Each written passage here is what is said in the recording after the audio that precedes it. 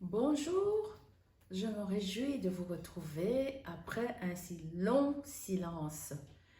Oui, le silence est tout simplement dû au fait que mes séances de coaching ont pris le pas sur ma vie et je me réjouis pour ça et je remercie d'ailleurs les clients qui jusque-là m'ont fait confiance.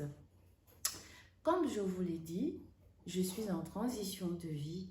Je n'ai pas encore arrêté mon activité de dentiste.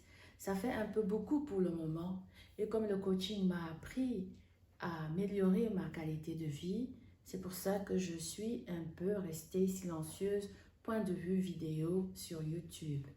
Maintenant que je vous ai donné cette explication, j'espère que vous ne m'en tiendrez plus rigueur. D'avance, je vous remercie. Aujourd'hui, je voudrais vous parler d'un sujet un peu en urgence. Urgence pourquoi?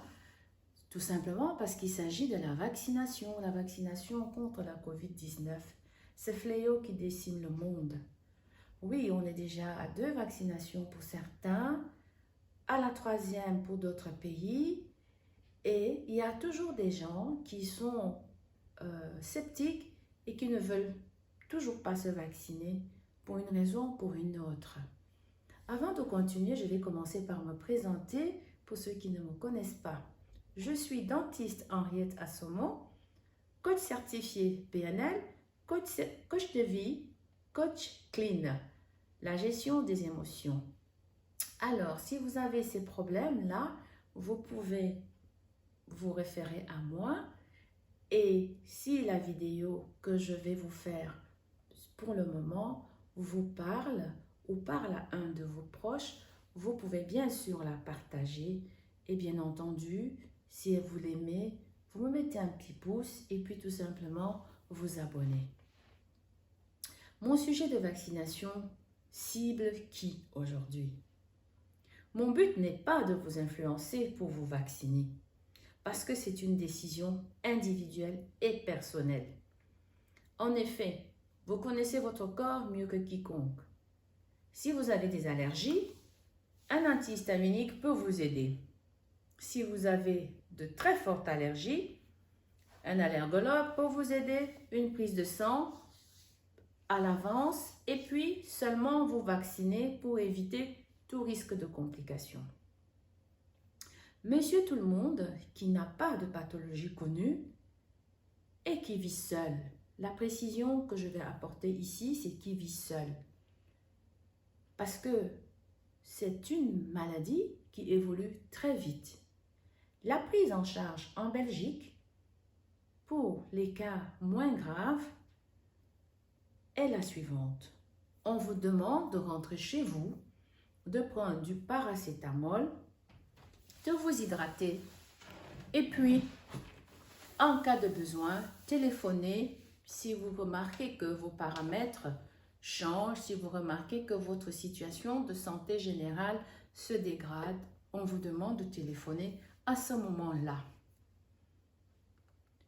Seulement, ce qu'on ne vous dit pas, c'est que lorsque votre situation se dégrade, vous allez manquer de force pour pouvoir appeler au secours. Vous êtes donc rentré chez vous. Bruxelles vous téléphone de temps en temps pour avoir de vos nouvelles. Je vous parle de cas vécus. Alors, ils vont vous demander comment vous allez. Vous ne vous rendez pas compte au départ que vos forces vont vous lâcher. Vous ne voyez pas les choses venir parce que ça s'installe de façon insidieuse, tout doucement, mais certainement. Vous commencez à avoir des maux de tête. Vous vous rendez compte que vous n'arrivez pas à boire. Qu'est-ce qui se passe en fait? Ce qui se passe, c'est que les symptômes varient d'une personne à l'autre, mais ce qui m'a été rapporté le plus souvent, c'est qu'on a des blessures au niveau de la bouche. Ces blessures doivent être prises en charge. Vous devez avoir un bain de bouche, par exemple, qui va vous aider à les faire passer. Vous devez faire votre bain de bouche avant de manger. Mais si vous êtes seul et que personne ne vous l'a dit, vous n'aurez pas ce bain de bouche. Vous n'aurez pas de force pour aller chercher à boire. Vous allez être déshydraté. Qui dit déshydratation, dit manque de force. Vous n'allez pas avoir à manger chez vous. Même si vous avez à manger chez vous, vous n'avez pas de force pour vous lever. C'est un virus qui vous prend votre force. Vous n'avez besoin que d'une chose, c'est de dormir. Le virus vous endort pendant que lui se réveille, pendant qu'il évolue. Et voilà que la complication s'installe. Personne ne va venir vous aider. C'est pour ça que je vous interpelle. En priorité, vous les jeunes. Parce que vous avez le sentiment que vous êtes fort et que ça reste une pathologie de personnes plus âgées. Vous avez tort. Parce que plus le temps avance, plus nous nous rendons compte qu'il y a des jeunes qui font des formes graves de cette maladie-là. Alors, si vous êtes un étudiant qui habite en côte tout seul, qui est loin de ses parents, de grâce, si vous avez l'occasion de vous faire vacciner, allez vous faire vacciner. Ne déclinez pas cette offre-là. Allez vous faire vacciner. Si vous êtes une personne adulte, seule ou vivant, ou une personne, une maman seule, vivant avec ses enfants, faites-vous vacciner vous-même. Parce que vos enfants n'auront peut-être pas la force de vous aider. Et si vous avez des enfants déjà en âge de se faire vacciner, il faut les convaincre de la chose. Les jeunes et moins jeunes, nous avons envie de voyager maintenant. Surtout que nous avons été confinés. Oh, la liberté! Nous revivons un peu. Seulement, il y a des variants. Nous qui sommes déjà vaccinés, nous pouvons toujours contracter cette maladie et nous pouvons toujours la transmettre à nos proches. La vigilance reste de taille. Les gestes barrières restent les mêmes, ils n'ont pas changé. Ceux par contre qui n'ont pas encore eu ce vaccin, on nous dit que vous qui n'avez pas encore fait votre vaccin et qui ne voulez peut-être pas le faire, le risque pour vous d'avoir une forme compliquée est grand. Alors, soyez malin. D'autant plus que vous vivez seul, personne ne viendra à votre secours. Parce que il m'a été rapporté dans les familles où il y a eu des malades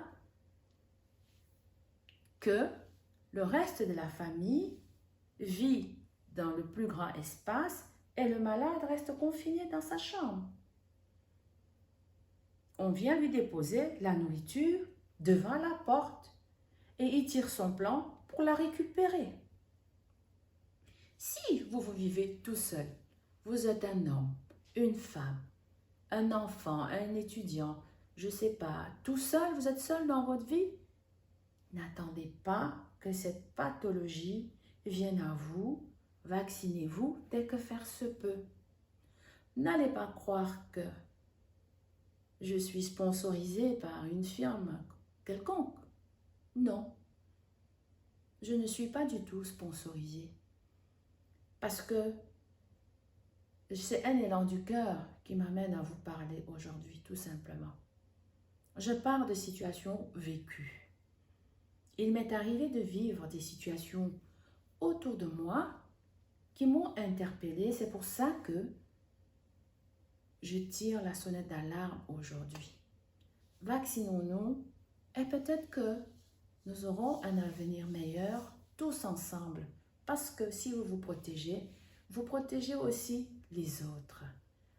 Alors voilà, si cette vidéo vous a parlé, si vous étiez dans le doute, si vous n'aviez pas envie de vous vacciner, et si cette vidéo vous amène à changer votre décision, faites-le moi savoir en commentaire et partagez-la. Peut-être qu'elle va aider les uns et les autres à dire « Demain, je vais me vacciner. » Tiens, j'ai encore discuté avec un ami ce soir et j'ai réussi à le convaincre. J'avoue qu'il avait déjà peut-être fait son chemin parce que ça fait plusieurs fois que je lui dis, il faut que tu ailles te faire vacciner. Quelle joie pour moi quand il m'a dit aujourd'hui, puisque tu me le dis de cette manière-là, demain, je vais aller me faire vacciner. Alors, c'est à votre tour de faire pareil. Bonne soirée, à bientôt pour une nouvelle vidéo, peut-être sur un autre thème. Bye bye, portez-vous bien. Ciao.